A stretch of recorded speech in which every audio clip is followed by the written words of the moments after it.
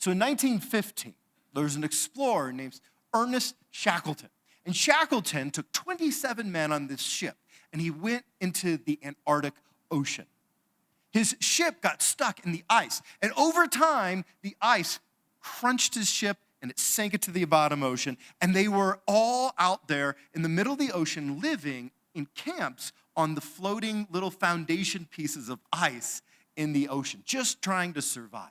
They had survived like this for months on these little foundations, these little pieces of ice, when Shackleton noticed that they began to melt as the air became warmer, and he knew that they had to take a leap of faith. They needed to shift what they were doing. So he had to convince all 27 of his men to leave where they had been living for months and get in these small canvas lifeboats and paddle 7 full days to an island named Elephant Island through the Arctic icy waters. He was able to convince them that they could have the faith in him in these boats, and they left what they were comfortable with on these icy foundations, and they made it. All 27 of them survived to get to this island. Faith is like that. Faith is a shift. Faith is a shift from going what we're comfortable with, from our foundation of maybe the life we grew up with, to instead shifting and coming to trust Jesus and trusting his way and getting in the lifeboat of Christ and the gospel. Faith is a shift. But if faith is a shift, then it brings with it the question of, if we want to have faith, what does that shift look like? Shifts or changes, and so what is the changes? Just like these guys had to change from the ice to the boats, what are the changes that we have to go through in our beliefs, in our minds, in our lives to have real faith? What is the shift of faith? Today we're going to be looking at this story of Rahab in Joshua chapter 2. And it's this amazing story of this woman. And you know, it's interesting. Have you ever spent any time reading the Old Testament? And sometimes you read a story and you're like, yeah, I don't know what I'm supposed to get out of that. Have you ever come to that, right? Okay, this is not one of those stories. Because in the New Testament, we're actually told what we're supposed to learn about Rahab's story. Hebrews 11:31 says, by faith, the prostitute Rahab, because she welcomed the spies, was not killed with those who were disobedient. So it's by faith. What are you supposed to get out of it? Faith. This story of Rahab, you're supposed to get something out of it about faith. The one lesson you're supposed to get out of Joshua chapter 2 is about faith, of seeing this shift of faith that Rahab goes from being, she's not one of God's people at the beginning of the story. She lives in Jericho. She's a Canaanite. But she goes through this shift, through this story, this shift of faith. And if you can learn from her story, you'll see 5 different shifts that she makes to begin to follow the God of Israel. And so here is how this story of this shift of faith, this shift of getting in this lifeboat goes for Rahab. We're starting in Joshua chapter 2, verse 1. Then Joshua, son of Nun, secretly sent 2 spies from Shittim. Go look over the land, he said, especially Jericho. So here's where we are in the story, okay? God's people had come to the promised land after escaping from slavery in Egypt. They had come right to the border of the promised land 40 years before, and Moses was leading the people. And Moses sends 12 spies into the promised land. And 10 of them come back, and they're faithless. They're like, no, God can't give us this land. We can't take this land. The Canaanites are too strong. They've been working out too much. We've got no chance. But 2 of the spies come back. And they tell Moses, well, yeah, they're big and strong, but God's got this. And so you fast forward 40 years later, God had said, okay, if you're not going to take this land, if you're not faithful, then I'm going to allow an entire generation to die out. So 40 years wandering in the wilderness, he did that. And after 40 years, that generation has passed, and now they've come right back to that same border of the promised land, and they're about to enter the promised land. And now Joshua's in charge. And how many spies does he send out? 2. Because I'm telling you, God would rather work with a few faithful people than a bunch of faithless people. And there is a whole sermon in this one verse. But I'm not going to go there, okay? Keep going to verse 1. So they went and entered the house of a prostitute named Rahab and stayed there. So why did these spies from Israel go into a brothel? It's not what you think, okay? It's because back then a brothel would have been a place where you could hear rumors and gossip. You might be able to get a soldier, talking in a way that he wasn't in other days. And so they were trying to get this intel. So they go to this brothel. They think they can stay anonymous. But then we read in verse 2, the king of Jericho was told, look, some of the Israelites have come here tonight to spy out the land. So apparently these guys are not 007 level spies. They can find out immediately. They've got their little masks on and people are like, yeah, you're from Israel. What's going on, right? And so they get found out. So the king, verse 3, so the king of Jericho sent this message to Rahab. Bring out the men who came to you and entered your house because they have come to spy out the whole land. But the woman had taken the 2 men and hidden them. She said, yes, the men came to me, but I did not know where they had come from. At dusk, when it was time to close the city gate, they left. I don't know which way they went. Go after them quickly. You may catch up with them. But she had taken them up to the roof and hidden them under the stalks of flax she had laid on the roof. Okay, so when people get to this point of the story, they always point out the issue that she lies, right? And people get something confused and think that that's what God is commending. There's actually 2 actions that she takes. She takes the action of being faithful and protecting God's people and helping, but then there's this other action of lying. And in the New Testament, she's commended multiple times for her faith and her protection of God's people. She's never commended for the lie. Get it? And so God could have made this happen without the lie, right? So that's not the issue here. Verse 7. So the men set out in pursuit of the spies on the road that leads to the fords of the Jordan, and as soon as the pursuers had gone out, the gate was shut. And when that gate is shut, Rahab's, her whole life is sealed. Her decision is shut. When Rahab helps the spies, she is shifting her allegiance from her people that she grew up around, that she shared life with. She is shifting her allegiance from the people of Jericho, from the Canaanites, to God's people. And there's no going back. It's a shift of faith. It's a shift of faith. And this is one of the shifts of faith, that you abandon, you betray the world to instead throw your allegiance entirely in with God. Jesus' brother James puts it this way in James 4:4, and it's interesting. We're going to read a few verses from James in this message. He says, don't you know that friendship with the world means enmity with God? Therefore, anyone who chooses to be a friend of the world becomes an enemy of God. You'll either be friends with God and the enemy of the world, or the enemy of the world and friends with God. You can't be both. You'll be friends with the world, or you'll be friends with God. You can't be both. But here's the mistake people make. Over and over and over again. Today, people make the mistake of thinking, you know what? I can actually be friends with both. I can take this middle ground, and I can be friends with the world, and I can be friends with God. Pew and Barna research studies tell us that most people in the United States today who call themselves Christians believe that God accepts the worship of multiple religions, that multiple faiths can get you to heaven, and have abandoned the most clear and basic biblical ethics on just right and wrong and how to live. So what in the world is going on? Why in the world do surveys tell us that most of the beliefs of people who say they're Christians actually look more like the world? Well, it's simple. People are making the mistake of thinking they can be friends with the world and with God, and that being friends with God doesn't mean you have to abandon the world, but that's not how it went with Rahab. When the gates shut, Rahab understood that faith is a shift. Oh, faith is a shift. Before, man, I thought I could be friends with the world and God. When you make that true shift of faith, you understand, no, I got to give my entire allegiance to Jesus. There's no friendship with the world left.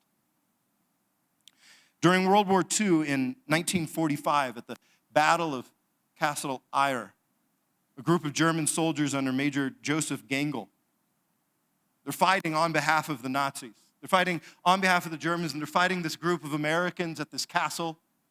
And suddenly, in the middle of the battle, one of the groups of Nazi soldiers under this captain, they have finally realized that they're actually fighting for evil.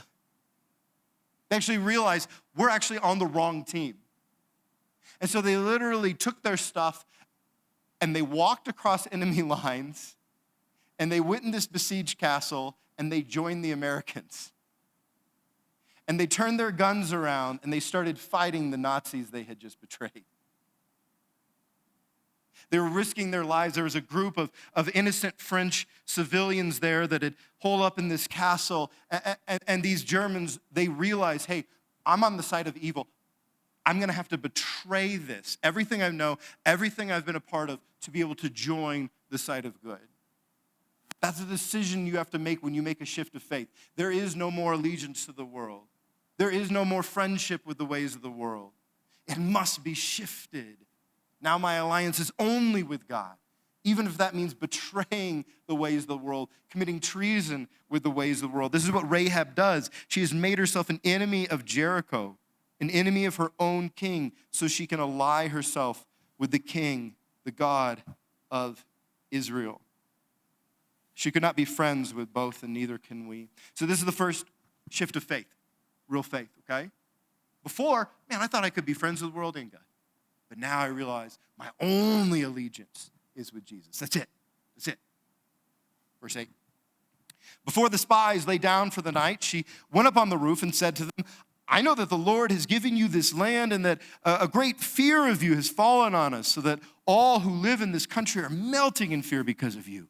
We have heard how the Lord dried up the water of the Red Sea for you when you came out of Egypt, and what you did to Sihon and Og, the two kings of the Amorites east of the Jordan, whom you completely destroyed. When we heard of it, our hearts melted in fear, and everyone's courage failed because of you.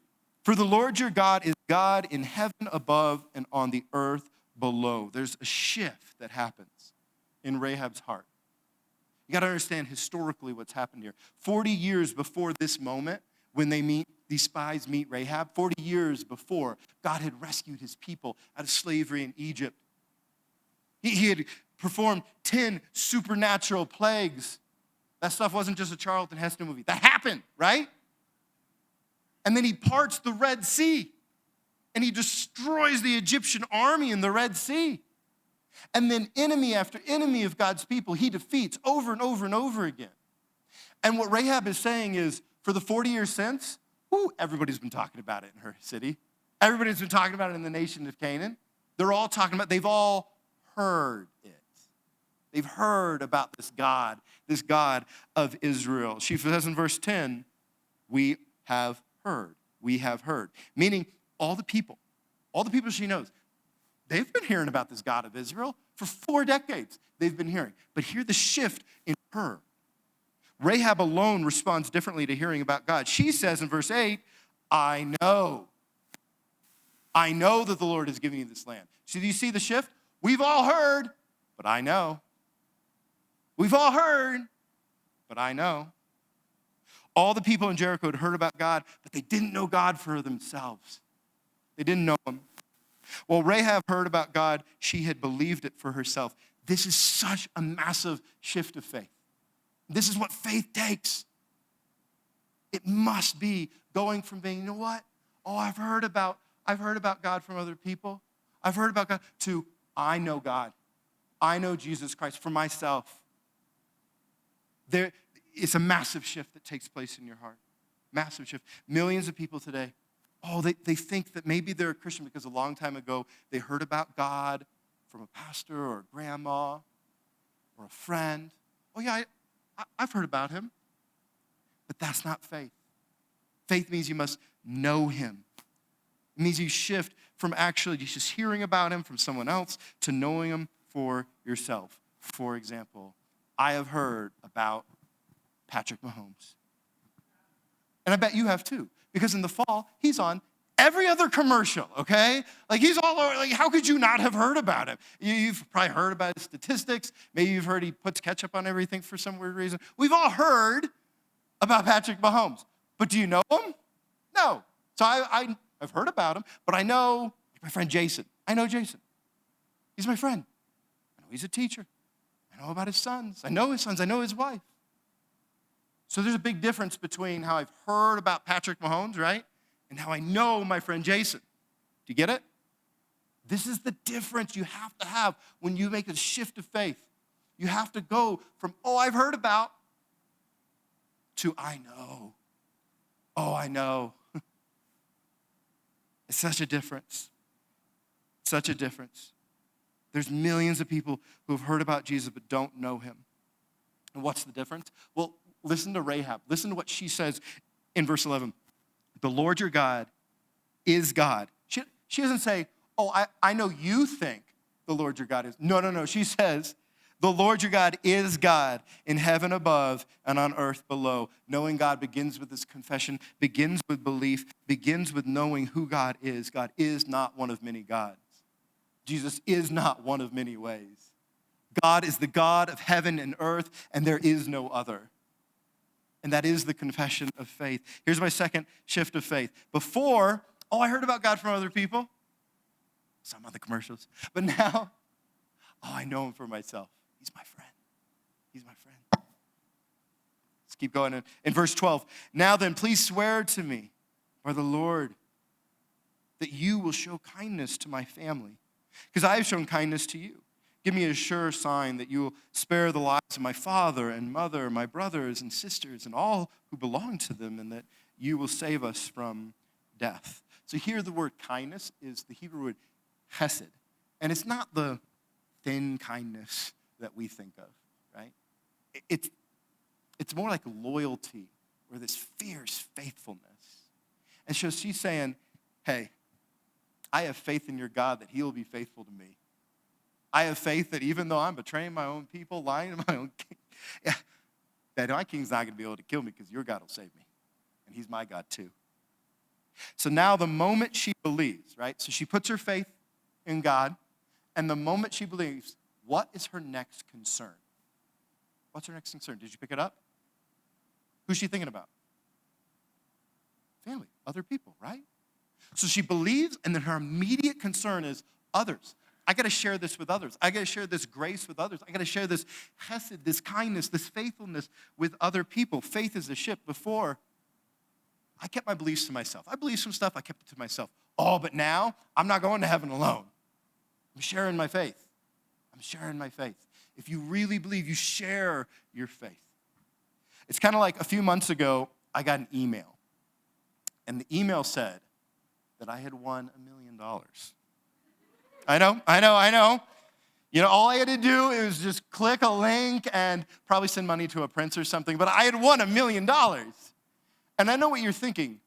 Why did I not share that email with you, right? Like you could have won $1 million too. Am I super selfish? Why didn't I share that email with you? Because I did not believe it. Maybe the reason that we don't share our faith with others is we don't believe it. Because if you really believe that Jesus Christ is the one and only way, that his death and resurrection is the one and only way to have eternal life in him, the one and only way to know him, and we're not sharing it, maybe it's because we think it's a spam email. Maybe it's because we're not all bought in yet. We need to look at ourselves and what does that say about us? Let's believe it. Let's believe it until we share it. If you believe it, you'll tell everyone you know.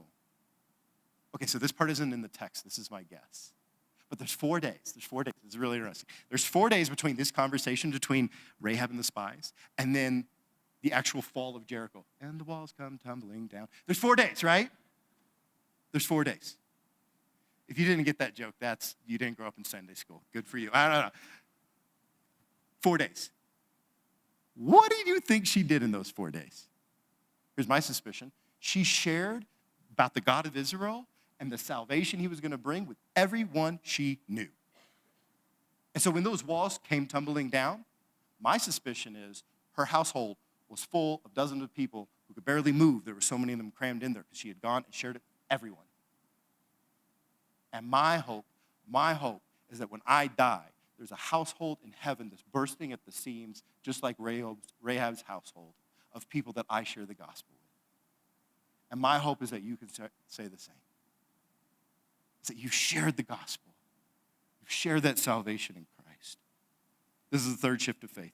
Before, I kept my beliefs to myself. But now, I'm not going to heaven alone. I'm going to share it. Verse 14, our lives for your lives, the men assured her. This is Rahab talking to the spies, right? So they're having this conversation back and forth. Our lives for your lives, the men assured her. If you don't tell what we are doing, we will treat you kindly and faithfully when the Lord gives us the land." So she let them down by a rope through the window, for the house she lived in was part of the city wall. She said to them, "Go to the hills so the pursuers will not find you. Hide yourselves there 3 days until they return, and then go on your way." Now the man had said to her, "This oath you made us swear will not be binding on us unless when we enter the land you have tied this scarlet cord in the window through which you let us down, and unless you have brought your father and mother, your brothers, and all your family into your house. If any of them go outside your house into the street, their blood will be on their own heads. We will not be responsible. As for those who are in the house with you, their blood will be on our head if a hand is laid on them. But if you tell what we are doing, we will be released from the oath you made us swear." "Agreed," she replied. "Let it be as you say." So she sent them away, and they departed, and she tied the scarlet cord in the window. So for centuries, theologians have seen this scarlet, another word for red. Maybe it's a dark red. I don't know. I'm colorblind. Theologians have seen this red rope as symbolic, as a foreshadowing of the blood of Christ. And did you notice how many times the word blood was used in this passage? God's not hiding it. This passage is about Jesus Christ. It's about his death, the salvation that only comes through him. Because these two spies come up with this plan, right? It's so interesting, this rope that will be put down. And it's fascinating because there's no information these two spies actually leave with. They're supposed to be spying it out. Does it seem like they learned a lot? No. They're immediately found out. So why are they there? They're there for Rahab. They're there because God had a divine plan to save Rahab and her family. They're there for salvation of this household. But notice Rahab does something. She acts on her faith. She doesn't say, "Oh, yeah, I believe in the God of Israel. And good luck, by the way. See you later." No. She puts her neck on the line for these guys. She steps out. She takes real action. She's putting her life on the line to demonstrate her faith. It's action that takes a risk, that costs her something. Jesus' brother, 1,400 years later, wrote this in James 2:19. He said, "Faith by itself, if not accompanied by action, is dead." Now, this does not mean that actions save you. If that's what it meant, that's what it would say. Jesus' death and resurrection saves us by grace and grace alone. But what it does mean, if you go around saying, "I believe in Jesus, I believe in Jesus," and then you don't live like it, maybe you don't believe in Jesus. Maybe you don't. If we say we have faith in Jesus, then we never have any actions to back it up. Our faith is fake. It's worthless. And then here's the thing. This is a very famous verse, right? James 2:19. But listen to the example he gives. This is so cool. Verse 25. "Was not even Rahab the prostitute considered righteous for what she did when she gave lodging to the spies and sent them off in a different direction?" So Rahab revealed that her faith was real when she acted on it. She is the example for your faith is dead if you're not backing it up with what you do. So here's the shift. Before we have faith, oh man, my beliefs are just thoughts. They're thoughts that bounce around in my head. But when we have true faith, we shift to our thoughts and our belief actually working themselves out in real actions that cost you something in your life. That's a shift. It's a shift. It's like my wife. I didn't tell you. I usually try to warn her when I tell my wife I love her like 30 times a day because I love her with everything in me. So I tell her over and over and over again that I love her. But what if I never cooked dinner, I never cleaned up, I never killed those ferocious spiders that she's always finding in our house, and I never let her find like the three things that are staring me in the face that I can never find every day, right? What if I told her I loved her? I love you, I love you, I love you. And then all of my actions went against that. Do I love her? No. Of course not. Of course not. My love would be fake. It is not that our actions save us. But if we say we believe and our actions contradict the way of Jesus, maybe our faith is fake. We just haven't made this shift yet. This shift to real faith.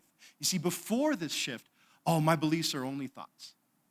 But now my beliefs, they really result in actions that back up my faith. They don't save me, but they're the proof. But this is not the end of Rahab's story. And when Israel does defeat Jericho, we read in Joshua 6:25, Rahab the prostitute and her father's household and all who belonged to her, Joshua saved alive. So, plan worked, okay? And she has lived in Israel to this day. So she actually starts being a part of God's people from then. How cool is that, right? And then the next time you hear about Rahab in the Bible, it's 1,400 years later on Christmas. Matthew 1:1. This is the genealogy of Jesus, the Messiah, the son of David, the son of Abraham. Verse 5, Solomon, the father of Boaz, whose mother was Rahab. Verse 16, and Mary was the mother of Jesus, who is called the Messiah. So Rahab was the great, add a lot more greats. I'm bad at math. Great grandmother of Jesus. Get your mind around this. The Canaanites, of which she was one, were the enemies of the Israelites. So one of God's own enemies ends up being the grandmother, great-grandmother of Jesus. A prostitute. No little girl grows up want to be a prostitute. That's a hard, messy life. But she is used by God as one of the great-grandmothers of Jesus. How incredible is that? Rahab's life was a mess. And yet, out of everyone in that city, that's who God chose to use. That's who God chooses to use. Here's why. When you think you're a practically perfect person, like Mary Poppins in every way, then there's no room for God to work on your heart. There just isn't. So God uses messy people. He uses people who are so aware of their own spiritual sickness and brokenness that they are looking for a healer. People are so aware of their spiritual lostness that they know they need to be found by a Savior. And he goes, that's going to be my person. That's who I'm going to use. This is such a big shift of faith that you got to get your head around, okay? You see, before our faith is genuine, we think, God uses perfect people. But then when we have real faith, we're like, no. He uses messy people just like me. He uses messy people just like me. So think back to your high school yearbook. You know where I'm going with this? Into the book, into the yearbook, what do you have? You have the awards, right? Best dressed, somebody said that one, right? Best dressed, you have most likely to succeed, you have best student, you have all these different awards that for different people in the high school. And for me, I won absolutely nothing, right? I didn't get a vote on anything. Right? In our worldly mindset, we assume that it must be God using the rich, the famous, the powerful, the best dressed, the most likely to succeed. God uses those sorts of people. But when we come to real faith, when God has a mission, we see that God chooses the messy people like you and me to do stuff for him. Why would he do that? Simple. Because then when that mission is a success, he gets the glory and not us. And we're transformed. So here's the fifth shift of faith. Before, I thought God used perfect people. Man, when I come to a real faith, it shifts. And now I see God uses messy people just like me. Rahab's life is such an incredible story. And it's all about faith. That's what the New Testament tells us. This is the one lesson that we must learn about her life. It's about faith. And faith is a shift. Faith is a shift. Faith is the shift from stepping off those pieces of ice and taking the leap of faith into the lifeboat of Christ. Faith is a shift between saying, I'm going to leave my old life, I'm going to leave my old allegiances, I'm going to leave my old ways, and I'm going to cross enemy lines, and I'm going to follow Jesus. Faith is a shift from thinking you can be friends with the world and God to knowing, no, I have to give my entire allegiance to Christ and no others. Faith is a shift between just having some ideas bounce around in your head about God to actually wanting to share it with other people and actually acting on it and actually living it out. Faith is a shift. On December 1941, Japanese army captain named Mitsuo Fushida led a deadly surprise attack you've probably heard of. He was the Japanese captain who led the attack on Pearl Harbor. Thousands surprised and dead. He continued to lead his section of the Japanese army throughout the war, and the war ended, and by 1948, he was completely disillusioned and bitter and had regrets of what he had done during the war. When he's standing at this train station in Tokyo, and this American man named Jacob DeShazer comes up to him. Now, Jacob had been an American soldier in World War II, and he had been captured by the Japanese army. And he had been imprisoned, and he had been tortured. And Jacob shares the gospel with Fushida. And Fushida couldn't believe, he could not understand how in the world someone who had been tortured and imprisoned by people just like him would be so ready to forgive, so ready to share, so ready to invite him into something. Blew his mind. So he gets this Bible from Jacob and he starts to read it, and he starts to read about God's grace and forgiveness, even for someone who did things like him. And he comes to be a Christian. In a country where there were almost no Christians, zero, zilch, he changes his allegiance. He changes his entire life. He abandons everything he knew growing up to follow Christ in a place where no one else was. It was a shift of his very identity. Faith is a shift. Just like Fushida, it is not a casual few thoughts of what I might think around, bouncing around in my head. Just like Fushida, just like with Rahab, it's not just praying a prayer once. It's not just saying, I'll sign off on a few claims. No, it's a shift in your heart. It's a shift in your soul. It's a shift for following Christ with everything you've got. It's a shift to making him king and him Lord. It's a shift from trusting yourself to trusting his sacrifice on the cross. Faith is a shift.